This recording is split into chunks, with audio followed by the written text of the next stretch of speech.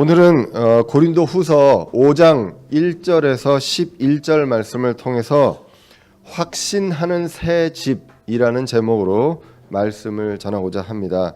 새라는 건 새로운 집입니다. 날아다니는 새가 아니고요. 그래서 확신하는 새 집이라는 제목으로 말씀을 전하고자 합니다. 고린도 후서는 고린도 교회에 보내는 하나님의 두 번째 편지입니다. 사도 바울을 통해서 보내는 편지입니다. 고린도 교회에 생긴 사도 바울의 그 사도직에 대한 오해가 있었습니다. 그 오해에 대한 해명을 1장부터 5장까지 쭉 이어지고 있습니다. 1장에서는 이제 고난에 대해서 우리가 고난이 있고 그것을 위로하시는 하나님, 그리고 건지시는 하나님에 대해서 우리 삶 속에서 계속 건지시는 그 하나님에 대해서 이제 이야기를 하게 됩니다. 그런 고난들이 있고 사역자에게도 고난이 있고 교회에도 고난이 있는데 그 여러 가지 그 사역 속에서도 단순함과 진실함과 하나님의 은혜로 사도 바울은 늘 대했다라고 이야기를 하고 있습니다. 그러면서 사도 바울은 이야기합니다. 여러 가지 고린도 교회를 방문하고자 했던 그런 계획이 차질이 빚어지고 또는 방문을 연기하게 됐던 의도에 있어서는 믿음을 지배하는 자가, 성도들의 믿음을 지배하는 자가 되길 원치 않고 성도들의 기쁨을 돕는 자가 되기를 원한다라는 것, 사역자의 어떤 역할에 대해서 이야기를 하게 됩니다. 그리고 이제 2장에서 신자들이 모인 교회에서 일어날 수 있는 그 내부에서 새롭게 하는, 그리고 정결하게 하는 일을 할 때 반드시 이제 필요하게 된 게 때로는 징계가 있다는 것입니다. 그렇게 이 징계가 있을 때 그 사람이 돌이키게 된다면 그것을 이제 용서하고 회복하는 것이 반드시 교회에서 있어야 한다. 불의한 것들이 있을 때는 반드시 그것에 대해서 결단이 있어야 합니다. 그러나 그 사람이 돌이켰을 때는 반드시 회복하고 용서하는 그런 일이 있어야 함을, 그것이 바로 마귀의 계략에서 승리하는 길이다라는 것을 이야기를 하게 됩니다. 그리고 이제 3장으로 넘어오면 다시 이제 그 사역자에 대해 그 오해에 대한 내용들을 합니다. 사람들은 그 당시에 많은 그 율법주의자들이 있었는데 그 사람들은 어느 교회 어디에 누구로부터 받은 추천서를 들고 다녔습니다. 그런데 사도 바울은 추천서가 없었습니다. 바로 사역자의 추천서는 회심한 그 성도들, 그 구원받은 성도들임을 분명하게 이야기를 하고 있습니다. 그리고 이제 4장으로 넘어와서 부패하지 않은 말씀을 그 전하는 사역자로 하나님의 긍휼로서 임명받은 사역자임을 이야기를 합니다. 4장을 전체적으로 보면요, 크게 주목되는 단어가 있습니다. 바로 낙심하지 않는다라는 것입니다. 고난에 있어서 낙심하지 않는다라는 내용을 이야기를 합니다.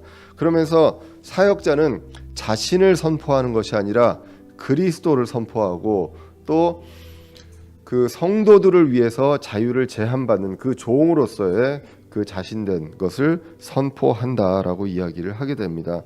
결국은 부족한 사람을 통해서 그리스도를 드러나게 한다. 그것이 바로 사역자가 하는 것이다. 자신을 드러내는 것을 철저하게 조심하고 배격해야 되는 것이 이제 사역자임을 이야기하게 됩니다. 그래서 나오는 것이 이제 질그릇과 보배, 질그릇 안에 있는 보배가 이제 나오게 됩니다. 그래서 이 질그릇이 드러나는 것이 아니라 그 안에, 질그릇 안에 담겨질 수 없는 그 보배가 드러나게 되는데 그러한 것들이 이제 그 말씀을 통해서, 사역자들을 통해서 이제 드러나게 됩니다. 그런데 이 질그릇, 이 우리 육체를 나타내는 이 질그릇은 굉장히 나약합니다. 그리고 고난을 많이 받는다고 합니다. 그런데 우리한테는 그게 굉장히 괴로운 고난입니다. 이 약한 질그릇 같은 우리에겐 굉장히 약한 고난, 너무 힘든 고난이기 때문에, 그리고 너무나 오래된 고난인 것 같고 일생에 정말 오랜 기간 동안에 있는 고난으로 보여지지만 우리가 그 지난번에 있었던 말씀을 통해서 봅니다. 이것을 잠시 받는 가벼운 고난이라고 주님은 이야기합니다. 이 잠시 받는 가벼운 고난을 통해서 하나님께서는 영광의 무거운 것을 이루어내신다라고 이야기합니다. 사도 바울이 그리고 사역자들이 고난을 받습니다. 여러 가지 오해도 받고 육체적으로도 고난을 받는데 이 고난을 통해서 계획에 차질이 있는 것처럼 보여지고 또 여기서 저기를 떠나고 이동하고 하면서 그러한 일들이 있지만 그리고 사역자의 어떤 마음 상태에서 안식이 없는 그런 마음 상태에서임에도 불구하고 말씀을 전했을 때 승리합니다. 그것을 통해서 생명이 다시 태어남을 새로운 영원한 생명 그 혼의 구원을 통해서 이루어지는 그 영원한 생명이 다시 태어남을 말씀을 통해서 우리가 이제 보게 됩니다. 그러므로 우리는 그 말씀을 통해서 고난을 대하는 크리스찬의 자세를 다시 한번 보게 됩니다. 크리스찬은 고난이 있을 수밖에 없다는 것입니다. 그 고난을 통해서 하나님은 영광의 무거운 것을 이루시기 때문에 우리는 고난이 있을 수밖에 없다는 것. 그러나 이 고난을 통해서 우리가 대하는 그 자세, 이것이 크리스찬임을 드러낸다라는 것입니다. 그것을 우리가 그 말씀을 통해서 4장을 통해서 이제 보게 됩니다. 그러므로 이제 4장은 여러 가지 어려움이 있을 수 있고 그 어려움 통해서 고난을 통해서 낙심하지 않는다. 그 낙심하지 않는 것은 다가올 그 무언가 그 영원한 것 그리고 그 무거운 것 그리고 멀리 볼 수 있는 이것들에 대해서 있기 때문에 우리가 확신을 갖고 있기 때문에 그 소망이 있기 때문에 우리는 고난에 대해서 다시 불신자들과 다르게 우리가 감사하고 기뻐하고 소망을 갖고 낙심하지 않을 수 있다라고 기록을 하고 있습니다. 그렇게 이야기하면서 오늘 본문으로 이어지게 됩니다. 오늘 본문에서 이제 그 4장에서 나와 있던 그 고난 속에서 낙심하지 않고 이루는 영원한 것에 대해서 좀 더 구체적으로 이야기를 하고 있습니다. 바로 그것이 부활과 심판입니다. 그 내용에 대해서 이제는 구체적으로 이야기를 하고 있습니다. 오늘 고린도후서 5장 1절에 보시면 집에 대해서 이야기를 합니다. 오늘 제가 제목으로 정했던 확신하는 새 집에 대한 내용입니다. 여러분들은 어떤지 모르겠습니다. 새로운 집으로 계속 이사하고 싶으신지 모르겠습니다. 어느 정도 살다 보면 실증이 나면 또 새로운 집에 분양받고 뭐 이렇게 가고 하는 것들을 좋아하시는지 모르겠습니다. 내 집이 있고 내 마음대로 못을 박을 수 있다는 것 감사한 일인 것 같습니다. 그리고 편안함을 느낄 수 있습니다. 집에 들어올 때 어떠신지 모르겠습니다. 문을 열고 집을 들어올 때 그 느끼는 그 편안함, 그 편안함을 우리는 잊을 수가 없습니다. 근데 생각해 보면요, 여기에 있는 집이 과연 내 집인가라는 생각을 한번 해보게 됩니다. 우리 크리스천은 잠시 살다 가는 곳입니다. 우리는 나그네거든요. 나그네가 거하는 곳이 과연 영원한 내 집이 있느냐? 사실은 그 물리적으로도 과연 제가 살고 있는 집이 제 집이냐는 거에 대해서 다시 한번 생각을 해봅니다. 저희 집은 지금 화장실과 저희 방 하나 정도가 저희 집이고요. 나머지는 은행 집입니다. 30년 동안 갚아가야 되거든요. 여러분들은 뭐 온전한 그 집이 있는지는 모르겠습니다. 그러나 우리가 갚아가든 그리고 어떻게든 간에 내 명의로 집이 이 세상에 있지만 우리는 주님 부르실 때 그것을 다 이제 놓고 가게 됩니다. 오늘 그 집에 대한 내용을 이야기하는데 집은 내가 들어가서 안식을 거할 수 있는 곳입니다. 내가 거할 수 있는 곳이란 개념에서 집이 나오게 됩니다. 고린도후서 5장 1절을 보면 이렇게 기록합니다. 만일 땅에 있는 우리의 이 장막 집이 해체되면 하나님의 건물 곧 손으로 지은 집이 아니요 하늘에 있는 영원한 집이 우리에게 있는 줄 우리가 아느니라라고 기록을 합니다. 우리가 4장에서 질그릇과 보배에 대한 내용을 얘기합니다. 썩어질 육신과 그리스도를 비교해서 이야기를 했었습니다. 질그릇은 우리의 육신이고 우리라면 그 안에 있는 보배는 누구냐? 예수 그리스도시요. 예수 그리스도의 죽음도 있고 예수 그리스도의 생명도 있음을 고린도후서 4장을 통해서 이제 봤습니다. 그리고 우리 육신은 잠시 받는 가벼운 고난이 있다. 그런데 하나님이 이루시는 일은 그것을 통해서 영원한 무거운 것을 이루신다는 것을 4장에서 이야기했습니다. 오늘은 땅에 있는 집과 그리고 하늘들에 있는 영원한 집에 대해서 이야기를 조금 더 구체적으로 하고 있는 것을 보게 됩니다.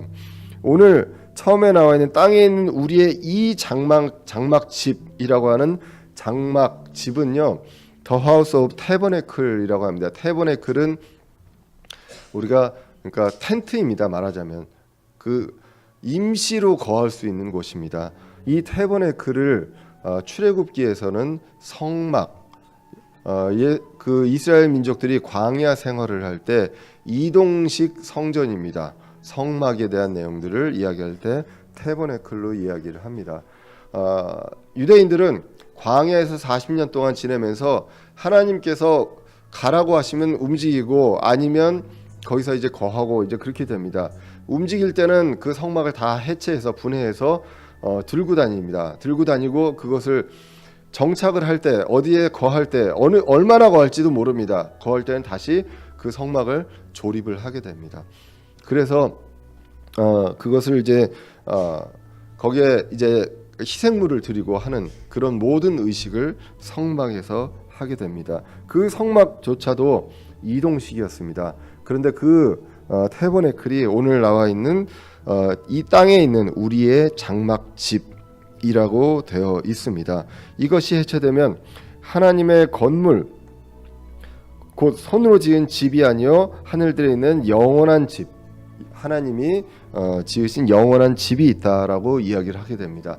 여기까지만 보면 집은 그 요한복음 14장에서 예수님께서 내가 처소를 예배하러 간다라고 제자들한테 얘기했던 그 집이 아니냐, 내가 앞으로 하늘의 왕국에서 그리고 하나님의 왕국에서 거할 그 집을 이야기하는 것이 아니냐라고 생각할 수 있지만, 우리가 이 뒤에 나와 있는 구절들을 보면 여기에서 집은 바로 육체입니다. 우리 혼과 영이 거하는 육체를 이야기를 하고 있다는 것입니다. 베드로후서 1장 13절 이하에서는 베드로를 통해서 하나님께서 이렇게 말씀하십니다. 참으로 내가 이 장막에 있는 동안에 너희가 기억하게 하여 너희를 일깨우는 것이 합당한 줄로 생각하노니, 이는 우리 주 예수 그리스도께서 내게 보여주신 것 같이 내가 머지않아 반드시 나의 이 장막을 벗어야 할 줄을 알기 때문이니라 라고 이야기를 합니다. 이 이야기는 무엇이냐? 베드로가 내가 살아있는 동안에 내가 해야 될 일이 있다, 그러나 내가 잠시 후에는 내가 죽는다 라는 내용을 장막을 통해서 이야기를 하고 있다는 것입니다. 때가 되면 이 텐트는 분해해버리면 끝입니다. 축을 분해하고, 여러분들 텐트 많이 쳐보셨겠지만 그렇게 하면 이제 와르르 무너지게 되는 것이 텐트입니다. 그래서 해체된다, 일시적으로 있는 것입니다. 그래서 해체되면 무엇이 있느냐? 하나님의 건물, 영원한 집, 이제는 새로운 몸, 우리 혼이 새로 거할 새로운 몸이 있다라는 것을 이야기를 합니다. 그와 대조로 땅에 있는 장막, 손으로 지은 집이 있다면 하늘들에는 이러한 영원한 집이 있다고 이야기를 하고 있습니다.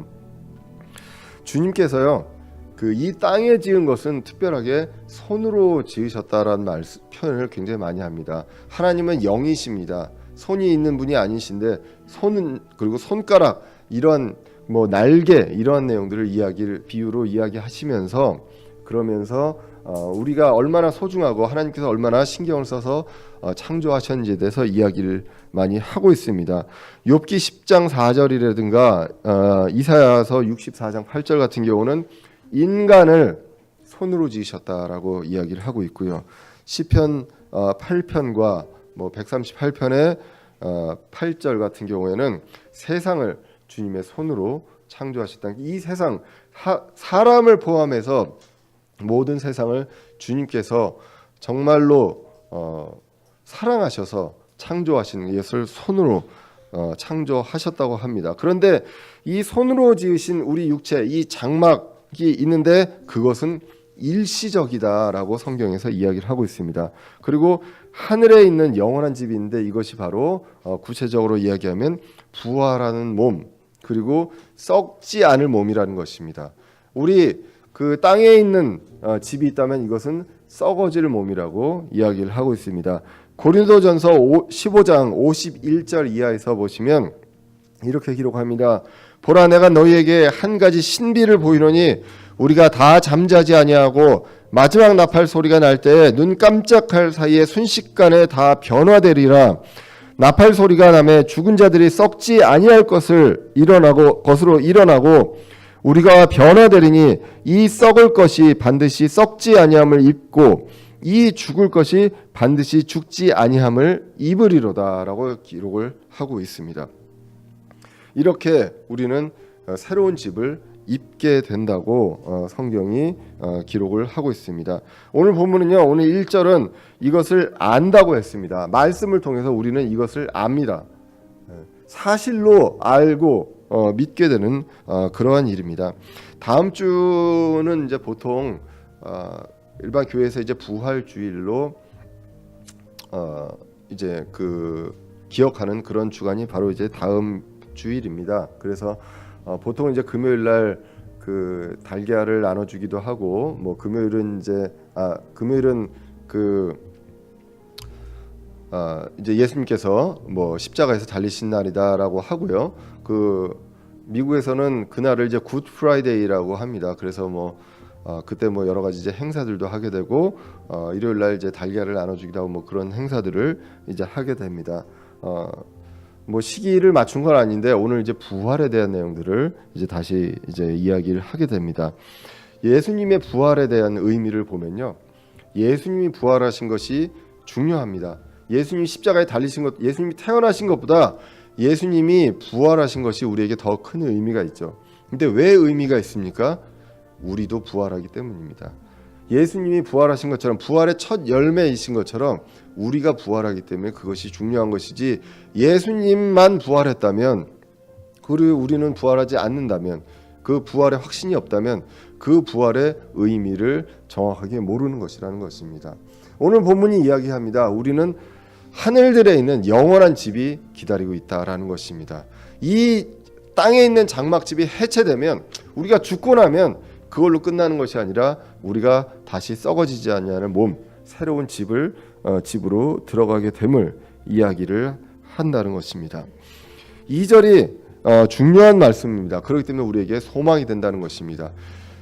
우리가 크리스찬이라면 크리스찬의 궁극적인 소망이 무엇이어야 하느냐라는 것입니다. 그래서 고린도후서 5장 2절에 보시면 우리가 이 장막, 땅에 있는 장막에서는 신음합니다. 신음하며 하늘로부터 오는 우리의 집으로 옷 입기를 간절히 원하노니라고 합니다. 우리는 무엇을 원해야 됩니까? 지금 이 썩어질 이 옷, 지금 집, 이것이 잘 보이고, 그리고 이 땅에서의 모든 것들의 소망, 이것을 소망하는 것이 아니라 우리의 궁극적인 소망은 하늘로부터 올 우리의 집을 옷 입기를 간절히 원해야 한다는 것입니다. 지금 아직 그 성년이 안 된 우리 어린이들은 앞으로 이제 성년이 되고 그 여러분들 인생에서 가장 최고의 그 아름다운 모습으로 가게 됩니다. 20대. 그게 소망이 될지는 모르겠습니다. 그런데 그 이후에 이제 꺾이기 시작을 하면 그 다음부터는 다시 돌아올 수가 없다는 것. 정말로 잠시라는 것입니다.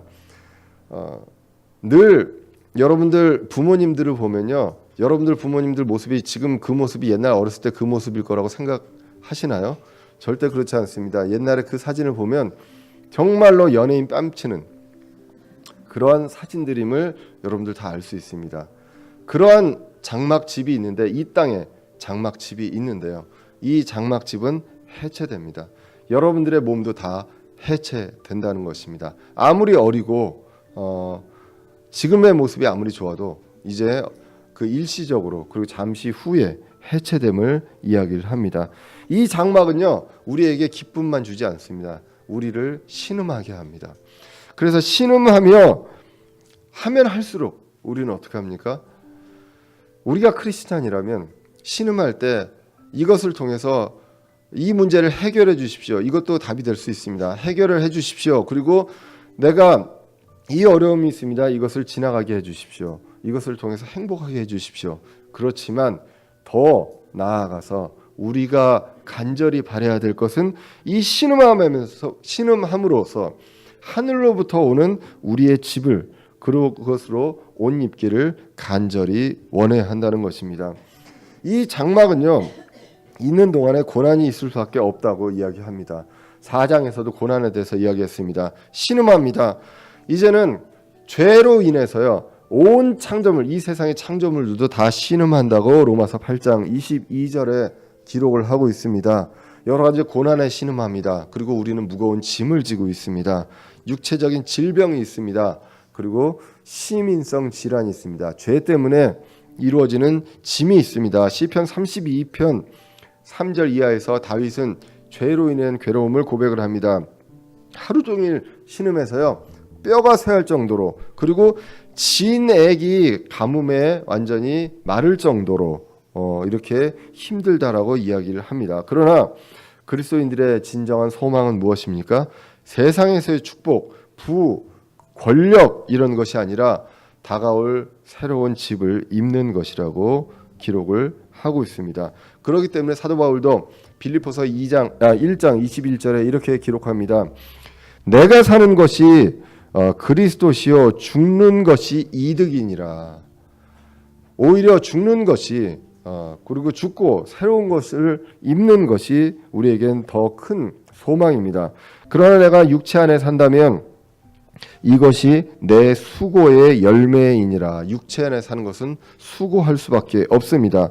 그럼에도 내가 무엇을 택할지 알지 못하노니 떠나서 그리스도와 함께 있기를 바라며 내가 둘 사이에 끼어 있느니라. 지금 이 육신 안에 있지만 떠나서 그리스도와 함께 하기를 바랍니다. 그것이 훨씬 더 좋습니다. 그럼에도 불구하고 육체 안에 거하는 것은 너희를 위해 더 필요하니라 라고 기록을 하고 있습니다. 자, 그래서 진정한 크리스찬이라면 우리가 바라야 될 것이 있습니다. 우리가 바라야 될 것은 잠시 있는 이 가벼운 고난에서 영원한 것을 이루시고요. 그리고 잠시 있는 이 장막집을 통해서 신음하지만 그것을 통해서 우리는 확실한 소망을 갖고 기다리고 바라는 것이 있어야 한다는 것입니다. 3절 4절을 이제 유심히 볼 필요가 있습니다. 우리가 옷 입고 있으면 벌거벗은 채 드러나지 아니하리라. 이 장막에 있는 우리가 짐을 진 채 신음하는 것은 벗고자 함이 아니요 입고자 함이니 이것은 죽을 것이 생명에 삼켜지게 하려 함이라라고 기록을 하고 있습니다. 자, 우리가 입고 있는 옷이 있습니다. 여기선 집으로 장막으로 표현했습니다. 너무나도 힘든 고난이 있습니다. 그리고 이것이 짐이라고 오늘 본문이 이야기합니다. 그렇기 때문에 신음합니다. 벗고 싶습니다. 이것이 크리스찬의 어떤 바람입니다. 벗고 싶지만 이 벗고 그냥 쉬는 걸로 끝나는 것이 아니라 다시 입고자 함이다라고 이야기를 합니다. 그래서 입고자 함이니 이것은 죽을 것이 생명에게 삼켜지게 하려 함이라라고 이야기합니다. 우리는 죽고 끝나는 것이 아니라 생명으로 가게 됨을 이야기합니다. 이 내용에 대해서 이제 두 가지로 해석이 가능합니다. 첫 번째는 새로운 것을 입는다는 것입니다. 말 그대로 부활입니다. 지금의 옷을 벗어버리는 것이 끝이 아니라 벗고자 함이 아니라 입고 그리고 새로운 것을 입고 썩어지지 않냐는 그 몸을 입고 주님의 그 부활에 같이 참여하는 것, 이것입니다. 이제 새로운 몸은 예수님이 부활의 첫 열매로 보여주신 것처럼 정말 아름다운 모습이고 보기 좋은 모습일 것이고요. 그리고 썩지 아니할 모습일 것이고 더 이상 병이 없고 슬픔이 없고 아픔이 없는 그러한 몸으로 우리는 이제 영원히 지낼 것이다. 그것이 바로 부활의 소망입니다. 이것을 어떠한 과학으로 설명하겠습니까? 어떠한 지식으로 설명할 수 없습니다. 그런데 우리는 안다고 합니다. 말씀을 통해서 우리가 알게 됩니다. 이것이 1차적인 뜻입니다. 그렇기 때문에 죽을 것이 생명에게 삼켜지게 하려 함이다라는 것입니다. 그런데 이 구원을 통해서 이루어지는 것은 이 부활에 대한 약속은 이미 우리가 구원받으면서 모든 것이 다 이루어졌습니다.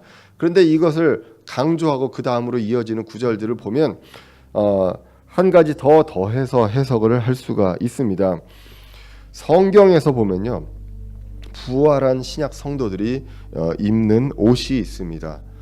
우리가 교회에게 하시는 말씀이 요한계시록 3장 17절에 있습니다. 보시면 이는 내가 이르기를 나는 부자라 내가 재산을 불렸으니 아무것도 부족한 것이 없다 하면서 내 비참한 것과 가련한 것과 가난한 것과 눈먼 것과 벌거벗은 것을 알지 못하기 때문이라. 이것은 이제 라우디아 교회가 차지도 덥지도 않다고 했습니다. 부족한 것이 없습니다. 그렇기 때문에 이러한 것들에 대해서 이야기를 합니다. 그런데 비참한 것과 가련한 것과 가난한 것과 눈먼 것과 벌거벗은 것을 알지 못하는 너희들의 상태다. 18절에 내가 네게 권고하노니 너는 내게서 불로 정제한 금을 사서, 여기서 내게서는 예수님이죠.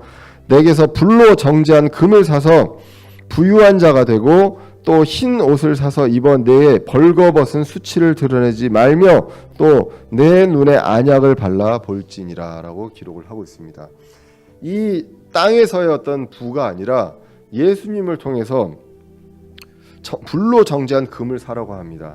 이것은 우리가 이 성도로서의 삶을 통해서 우리가 그 받게 될 그 보상의 심판에서 나오게 되는 바로 금과 은이라는 것입니다. 우리가 성도로서 신자로서 그리스도의 삶을 우리가 살아야 될 그 삶을 선을 이루는 그러한 삶으로서 우리가 얻게 되는 그런 그것으로서 부유한 자가 되어서 또 그것을 통해서 흰 옷을 입는다고 합니다. 성도들이 흰 옷을 입는다고 기록을 하고 있습니다. 성도들도 벌거벗을 수가 있다는 것입니다. 주님 앞에서 벌거벗게 드러날 수가 있는데 그것을 흰 옷으로 입는다고 그렇게 이야기를 하고 있습니다. 요한계시록 19장에 가서 보시면 어린 양의 혼인 잔치가 나옵니다. 여기서 나오는 그 그녀는 아내 신부입니다. 요한계시록 19장 8절에 보시면 또 그녀가 깨끗하고 희고 고운 아마포 옷을 차려 입도록 허락하셨는데, 여기서 그녀가 바로 아내 신부이고 바로 교회입니다. 이제 공중에 올라갔을 때 우리가 부활한 몸으로 예수님이 공중 재림하셨을 때 공중으로 올라갔을 때 그때 그리스도의 심판석이 있고 그리고 그 후에 어린 양의 혼인잔치가 있습니다. 그때 예수님이 신랑이시오 우리는 신부로서 이 신부가 되어 있는 이 그녀가 깨끗하고 희고 고운 아마포 옷을 차려입고 입도록 허락하셨는데 그 고운 아마포는 성도들의 의인이라고 기록을 하고 있습니다. 성도들의 의가 있습니다. 하나님의 의가 있습니다. 우리는 하나님의 의를 받았습니다. 그런데 우리가 이 성도로서 우리가 삶을 이 세상에 살면서 할 수 있는 그 성도들의 의를 통해서 옷을 입는다라고 성경이 또 기록을 하고 있습니다. 그러므로 하나님의 의도 있고 성도들이 해야 할 일이 있다고 성경은 기록합니다. 디도서 3장 1절 이하에서 보시면 이렇게 기록합니다. 그들이 명심하여 정사들과 권능들에게 복종하며 행정관들에게 순종하며 모든 선한 일을 하도록 준비하게 하며라고 기록을 하면서 모든 선한 일들을 해야 함을 이야기를 하고 있는데요. 그리고 8절에 이렇게 기록합니다. 이것은 신실한 말이로다. 원하건대 너는 확고하게 이것들을 단언하여 그 목적은 하나님을 믿는 자들이 조심하여 선한 행위들을 지속하게 하려 함이니 이것들은 선하며 사람들에게 유익하니라 라고 합니다. 하나님을 믿는 자들은 조심해야 됩니다. 말과 행동에 있어서 자유하지만 조심해야 한다고 기록을 하고 있습니다. 그리고 선한 행위들을 지속하고 이런 것들이 사람에게 유익하게 한다는 것을 기록하고 있고요. 에베소서 2장 8절 9절에서 보시면 주님께서 우리에게 구원을 어떻게 주셨다고 합니까? 선물로 주셨다고 합니다. 행위에서 난 것이 아니기 때문에 아무도 자랑할 수 없다고 구원은 그렇게 이야기를 하셨습니다. 그리고 2장 10절에 보시면 우리는 그분의 작품이요 그리스도 예수님 안에서 선한 행위를 하도록 창조된 자들이다라고 기록을 하고 있습니다. 그래서 하나님께서 그 선한 행위를 미리 정하신 것은 우리가 그 행위 가운데서 걷게 하려 하심이라. 우리는 그렇게 정해진 사람들입니다. 성도들은 이제는 구원받았으면 때문에 이걸로 끝. 그래서 나는 어떠한 행위를 해도 된다는 것이 아니라 이제부터는 우리가 선한 행위를 하도록 정해진 사람들이라는 것입니다. 그것을 이야기를 하고 있습니다. 그렇기 때문에 썩어질 것을 벗고요, 새로운 집으로 옷을 입습니다. 그래서 죽을 것이 생명에게 삼켜진다고 오늘 말씀에서 이야기를 합니다. 성도의 옷이 있습니다. 이것을 다른 성경에서 흰 옷, 성화된 우리의 의, 이런 것들을 이야기를 하고 있습니다.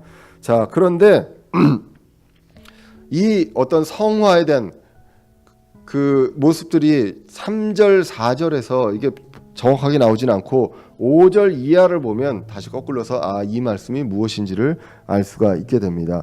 5절을 한번 읽어보겠습니다. 그런데 바로 그 일을 위하여 우리를 다듬으시고 또한 우리에게 성령을 보증으로 주신 분은 하나님이시니라라고 기록을 하고 있습니다.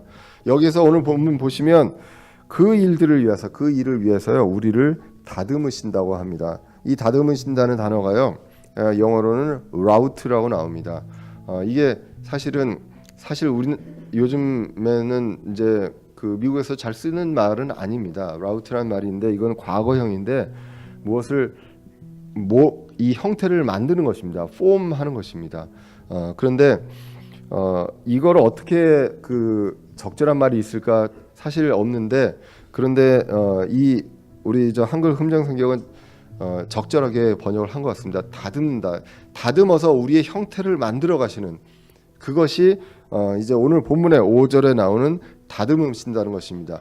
우리는 구원받은 사람이죠. 우리라는 건 지금 사도 바울입니다. 사도 바울과 일행입니다. 그런데 우리를 어떻게 하신다고요?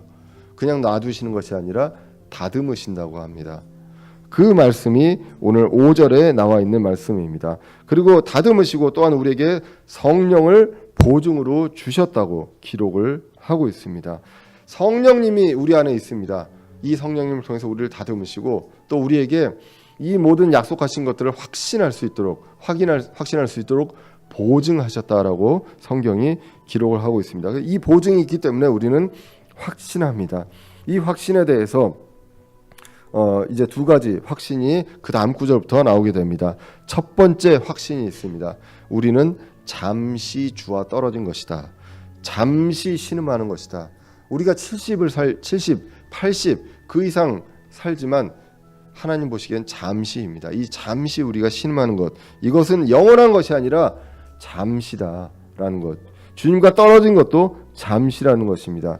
5장 6절에 보시면 그러므로 우리가 항상 확신에 차서 우리가 몸 안에서 집에 거하는 동안에는 주로부터 떨어져 있는 줄을 아노니 우리는 믿음으로 걷고 보는 것으로 걷지 아니하노라라고 기록을 하고 있습니다.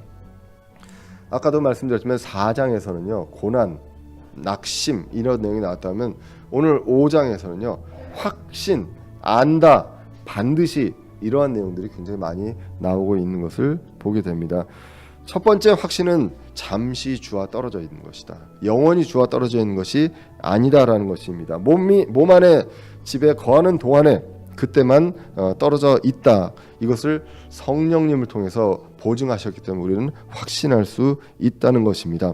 7절은 믿음으로 걷고 보는 것으로 걷지 않는다고 합니다. 우리가 고린도후서 4장 18절에도 이야기했습니다. 보이지 않는 것을 바라본다고, 멀리 보이지 않는 것들을 바라본다고 이야기를 했습니다.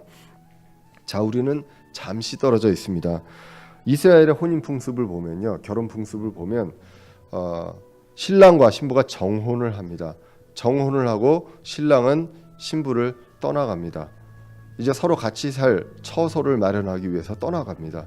떠나가고 그 예고하지 않고 다시 그 불시에 신부를 찾으러 돌아오게 됩니다.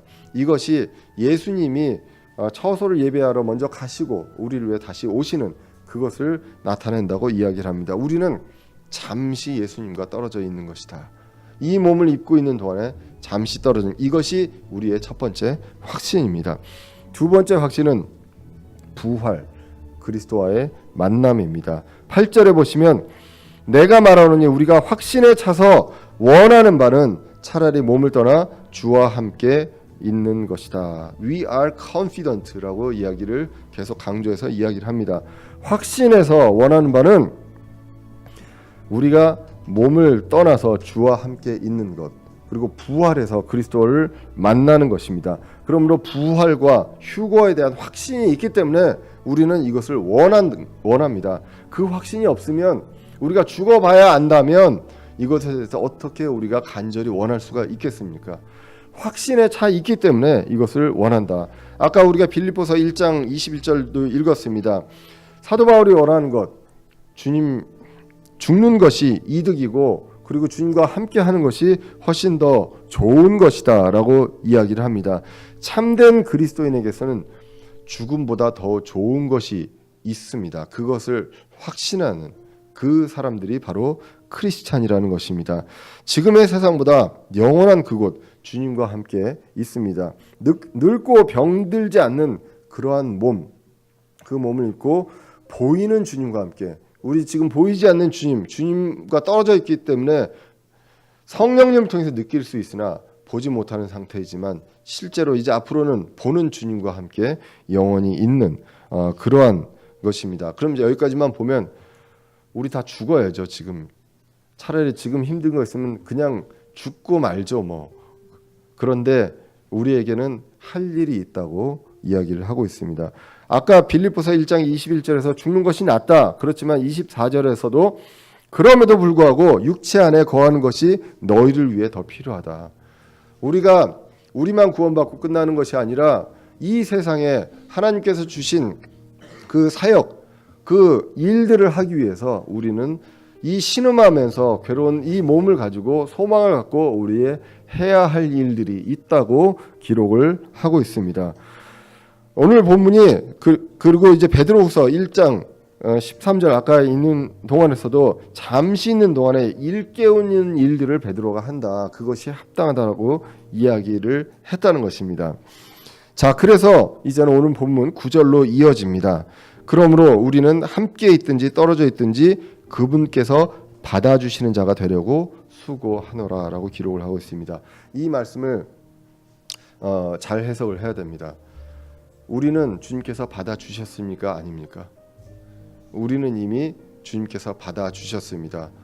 요한복음 1장에 보시면 그분을 받아들이는 자는 이미 그리스도의 하나님의 자녀가 되었습니다. 이것은 완료형입니다. 모든 것 다 이루어졌습니다. 그런데 여기서 이야기를 합니다. 함께 있든지 떨어져 있든지 그분께서 받아주시는 자가 되려고 수고한다라고 기록을 하고 있습니다. 그러면 이걸 잘못 해석하면 내가 수고하지 않으면 하나님께서 버리시나 안 받으시나, 이거는 또 완전한 다른 교리가 됩니다.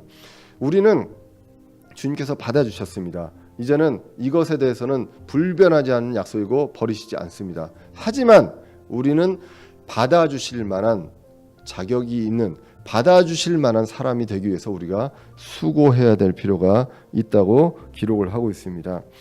예수님께 칭찬받는, 하나님께 칭찬받는 성도들이 되어야 한다는 것입니다. 구원받은 자들의 칭찬은 하나님에게서 난다고 로마서 2장 29절에서 기록을 합니다. 사람들의 칭찬을 성도들은 원하는 것이 아니라 하나님께 받을 칭찬을 우리는 추구하며 우리가 수고한다고 합니다. 받아주실 만한 일을 할 때 주님께서 칭찬해 주시고 우리는 이를 위해서 수고합니다. 고린도 전서 15장 58절에 보시면 그러므로 내 사랑하는 형제들아 너희는 굳게 서서 흔들리지 말고 항상 주의 일을 넘치게 하라. 그냥 하는 것이 아니라 넘치게 하라는 것입니다. 너희 수고가 우리 주 안에서 헛되지 않은 줄을 너희가 아느니라라고 기록을 하고 있다는 것입니다. 자, 그래서 우리는 수고해야 합니다. 그냥 기쁨에 차서 그냥 저절로 하는 것이 아니라 우리가 수고해야만 하는 일들이 있다는 것입니다. 그것이 바로 주의 일이라고 합니다. 주님께서 맡겨주신 그 일을 우리가 말씀을 맡겨주셨고 말씀을 전하라는 소명을 주셨기 때문에 이것들을 행하는, 그리고 그것들을 통해서 선을 행하는 이러한 일들을 우리는 분명히 이 몸을 갖고 있는 동안에 해야 한다는 것입니다. 그것이 칭찬받을 만한 일이고, 그리고 받으실 만한, 우리가 받을 만한 자격이 있는 그러한 사람으로서 해야 할 일이라는 것입니다. 그렇기 때문에 부활과 휴거의 확신을 갖고 주님을 다시 만날 때까지 우리는 수고해야 하는 그러한 사명을 갖고 있는 사람들이라는 것입니다. 그 결과가 어디서 나오느냐? 그리스도의 심판석에서 나온다고 오늘 고린도후서 5장 10절에서 기록을 하고 있습니다. 우리가 반드시 다 그리스도의 심판석 앞에 나타나느니 이로써 각 사람이 좋은 것이든 나쁜 것이든 다 자기가 행한 것에 따라 자기 몸 안에 이루어진 것들을 받으리라라고 기록을 하고 있습니다. 이제 우리가 그 예수님 다시 오실 날이 멀지 않았습니다. 예수님 다시 오실 때 우리는 공중으로 다 올라갑니다. 그때까지 살아있는 사람들은 몸이 고린도전서 15장에서 봤듯이 눈 깜짝할 사이 변한다고 했습니다. 그리고 잠자는 성도들도 썩지 아니하는 몸을 입고 공중으로 올라간다고 했습니다. 공중에서 만났을 때 우리가 하는 것이 바로 그리스도의 심판석, 오늘 본문에 있는 것처럼 그리스도의 심판석에 있어서 우리가 행한 것을 가지고서 주의 일을 행했는지, 그리고 라오디아 교회에서처럼 우리가 금을 샀는지, 그것으로 부유해졌는지, 이것들에서 심판받는 그러한 일들이 있다는 것입니다. 반드시 심판석에서 확인을 받습니다. 이것을 확신합니다. 그렇기 때문에 여기서도 반드시라고 기록을 하고 있습니다. 로마서 14장 10절에서도 우리가 그리스도의 심판석 앞에 선다고 이야기를 하고 있습니다. 이 심판석은요, 보상의 심판이라고 고린도전서 3장 11절에서 15절에 기록을 하고 있습니다. 예수 그리스도의 기초 안에, 우리 기초 위에 우리의 모든 것들을 올려놓습니다. 어떤 사람은 나무와 건초와 풀, 그리고 어떤 사람은 금과 은을 올려놓습니다. 거기서 불로 태웠을 때 불로 이제 시험을 하고 남아 있는 것을 가지고 보상의 심판을 받는다고 합니다. 거기에 남아 있지 않는 사람들도 있다고 합니다. 그런 사람들은 불로서 구원을 받는다고 합니다. 부끄러운 구원을 받는다는 것. 그러니까 구원을 받으나 그 보상이 있느냐 없느냐를 가리는 것이 바로 그리스도의 심판석입니다. 흰 왕좌의 심판하고는 다릅니다. 흰 왕좌의 심판은 천년 왕국 이후에 일어나는 생명책을 보고 그 죽은 자들을 다시 그때 당시에 살아있는 자가 아니라 죽은 자들을 부활시켜서 거기에서 그 행위를 가지고 심판해서 지옥으로 보내는 그러한 흰 왕좌 심판이 있습니다. 여기서는 지옥으로 가는 심판이 아니라 보상, 우리가 한 일에 대해서 보상에 대한 심판입니다. 그러므로 오늘 고린도후서 5장 1절부터 쭉 보시면 구원에 대한 부활만 이야기하는 것이 아니라 부활과 그리스도의 심판석까지 쭉 이어지는 것을 보게 됩니다. 그렇기 때문에 우리가 심판석에서 여러분들 보상의 심판을 받으면 안 두려우신가요? 혹시 하나님 앞에 딱 섰을 때 하나님 앞에서 예수님 앞에서 내 모든 것들이 다 드러납니다. 여러분들 부모님도 모르고 친한 친구들 모르고 아무도 모르고 나만 알고 있었던 것들이 다 주님 앞에서 드러나게 됩니다. 두렵지 않으세요? 여러분들의 모든 낱낱이 이것이 다 드러나게 됩니다. 그러고 의미 없는 일들은 다 불러서 다 없어져 버립니다. 그런데 우리가 정말로 주의 일을 했다면 그것들이 남아있는 거 가지고 보상을 받는 그러한 일들이 일어납니다. 그렇기 때문에 오늘 11절에서 이야기합니다. 주의 두려움을 알므로라고 이야기를 합니다. 사도 바울이 이야기합니다. 그렇기 때문에 그러므로 우리가 주의 두려움을 알므로 사람들을 설득한다고 합니다. 수고합니다. 주의 두려움을 알므로 나는 구원받았기 때문에 끝난 게 아니라 나한테 맡겨진 그 받으실 만한 받아주시는 자로 우리가 수고해야 되는 그 일이 있기 때문에 사도 바울조차도 두려워할 수밖에 없기 때문에 사람들을 설득했다라고 기록을 하고 있습니다. 구원받고 끝나는 것이 아니라 이 모든 것들이 각 사람들의 것들이 다 드러납니다. 이 드러나는 것들 때문에 우리는 두려워할 수밖에 없고 그것을 통해서 이제 하나님께 내가 드러나고, 그리고 그 사람들, 고린도 교회 그 사람들의 양심에도 사도 바울이 무엇을 했는지, 어떻게 진실되게 했는지가 다 드러난 줄 확신한다고 성경이 기록을 하고 있습니다. 빌립보서 2장 12절에서는 이렇게 기록합니다. 그러므로 나의 사랑하는 자들아, 너희가 항상 순종한 것 같이 내가 있을 때뿐만 아니라 지금 내가 없을 때에도 더욱더 순종하여 두려움과 떨림으로 너희 자신의 구원을 일하여 드러내라라고 합니다. 너희 자신의 구원을 드러내라는 것이 아닙니다. 구원을 이루라는 것이 아니라요. 구원을 일을 함으로 해서 내가 구원받은 자임을 드러내야 한다라고 성경이 기록을 하고 있다는 것입니다. 그러므로 우리는 수고해서 두려움과 떨림으로 이런 것들을 드러내야 하는 것이 바로 크리스찬이 하는 일이라는 것입니다. 다시 한번 말씀드리지만 이 모든 것들을 함으로 인해서 이렇게 진실되게 그리고 이러한 것들을 했다는 것을 사람들을 설득하고 했다는 것을 하나님도 아시고 사람의 양심에도 드러났다는 것을 또 확신한다고 오늘 마지막 구절에서 이야기를 합니다. 4장에서는 낙심하지 않는다는 표현을 주로 썼다면 오늘 본문에서는 확신에 대한 것, 반드시에 대한 내용들이 있습니다. 집에 대한 확신이 있습니다. 그 확신으로 세상의 미련을 버리고 다가올 본향을 바라보게 됩니다. 지금 집은 이제 없어집니다. 새로운 집을 입습니다. 이것도 확신합니다. 그래서 생명이 죽음을 삼킨다고 기록을 하고 있습니다. 이것을 우리에게 보증으로 주셨습니다. 무엇이 보증입니까? 우리 안에 늘 거하시는 성령님이 바로 보증이라는 것입니다.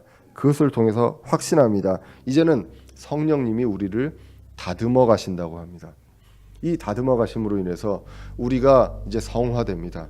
성화되고 주님께서 우리한테 맡겨주신 주의 일을 감당하고 이것을 그냥 하는 것이 아니라 수고해서 해야 하는 것이 바로 크리스찬의 일이라는 것입니다. 부활과 휴거 그리고 그리스도의 심판석에 대한 확신이 있습니다. 무엇으로 확신합니까? 우리는 들음으로써 믿는다고 했습니다. 말씀을 들음으로써 말씀 속에서 확신하고요. 두려움으로써 이 두려움과 떨림으로 받아주실 만한 자녀가 되기 위해서 우리가 이제 얼마 안 남은 그 주님 다시 오신 날까지 여러분들과 제가 수고하고 힘쓸 수 있는 대전은혜 침례교회 성도들 되시기를 간절히 기원합니다. 기도하겠습니다. 살아계신 우리 하나님 아버지, 오늘도 부족한 사람의 입술로 주님의 말씀을 선포하게 해주심을 감사합니다. 아버지 하나님, 저희들에게 확신을 주셨습니다. 성령님을 통해서 보증으로 주신 그 확신을 저희들 기억합니다. 이 땅에서 잠시 있는 그 장막이 아닌 하늘에는 영원한 집으로 옷 입기를 간절히 소망합니다. 주님, 잠시 입는 가벼운 고난을 통해서 주님께서 영광의 무거운 것을 이루실 줄 믿습니다. 그리고 이 성령님을 통해서 저희들 다듬어 가시고 또 주의 일을 함으로 인해서 저희들 그리스도의 심판석에서